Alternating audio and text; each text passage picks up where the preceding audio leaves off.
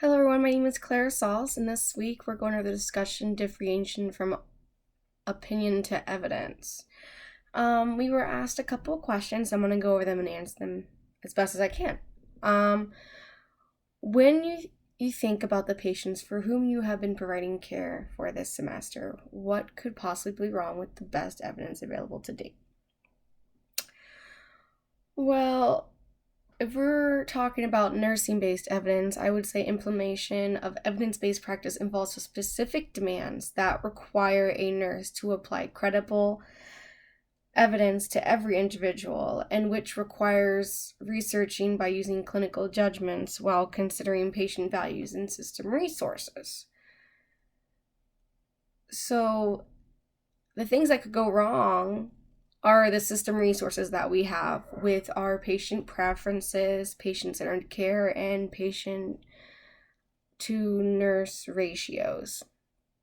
Even though nurses have the best possible evidence available to date, the nurse to patient ratio makes it hard for nurses to identify their barriers.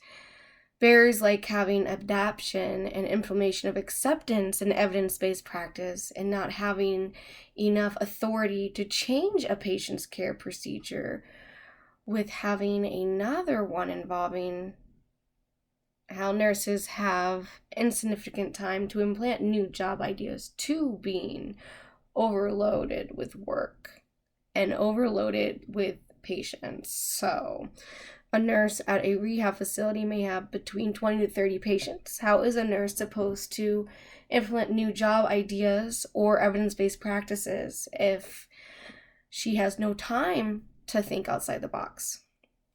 The next question goes in asking, in what specific situations would you not use this evidence when planning care for a patient? Why? There are specific situations that would not use the evidence when planning patient care. Involves how preference sensitive care causes the patient not to value their situation to get better.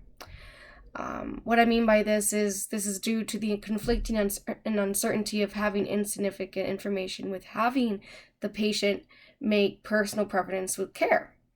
Although the quality evidence does not have a clear or right choice, it does not produce quality decisions for preference-sensitive medical decisions that require the patient to be more knowledgeable about which options to pick for his or her procedure or treatment that also affects their values. Education is essential to give to the patients so that they can make appropriate choices that meet their preference. For example, prevention of HPV in humans involves getting a vaccine to prevent cervical cancer, or having the use of different types of screening tests, procedures, or treatments for specific diseases or cancers. We cannot provide evidence-based practice if the patient's preference-sensitive care avoids the overuse of options that they do not value. There should be a specific choice that meets the patient's preference for treatment. The next question asks, with whom would you consult, if anyone, in making this determination?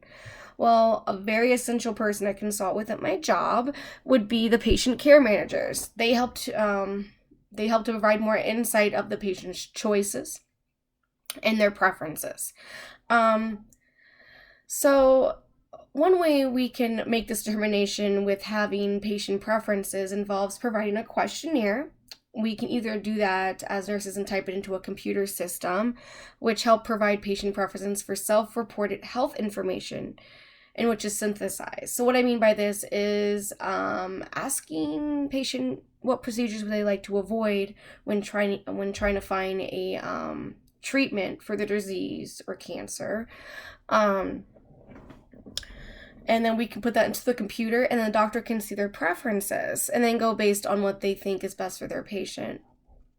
Patient care managers are more involved with the patient and providers due to the nurse to patient ratios being high. That is another reason why I would involve patient care managers to help me make a determination how to better address patient preferences. There should be a decision-making process in which is structured to support informed patient choice by having education in different treatment alternatives. This provides the best evidence-based care given by the patient values, thus promoting a patient's quality of life. The next question asks, are there data sources that we have not yet explored that can be beneficial in considering this problem or planning ways to eradicate it? Let's see. Reports are collected by either a nurse or a computer system that teaches the patient about their behaviors, conditions, medications, and procedures that best fit the needs of their recording patient preferences of treatments. This will help patients to understand key facts about their treatment options and how they value the different possible outcomes provided by themselves. Having newer techniques, technology, patient information, and evidences help to provide a framework to assist with informed choice by patient-centered care. The next question asks, what questions do you have about this problem or a nursing practice related to the care of patients experiencing the problem that aren't being addressed by current researchers? Well, I came up with 5 questions, and some questions I involved started with how to find the time at a workplace to search and read research articles and reports relating to patient preference through reducing nurse to patient ratios. Why is there an inability to implement recommendations of studies into clinical practice where patient-centered care should be focused upon? How can evidence-based practices be used to implement new materials and equipment to have better outcomes for patient preferences? How can I implement changes at work to promote patient education and different options and treatments for patient preferences and procedures? Who will help me implement results and determine the applicability of research findings? And that is all for this discussion. Thank you.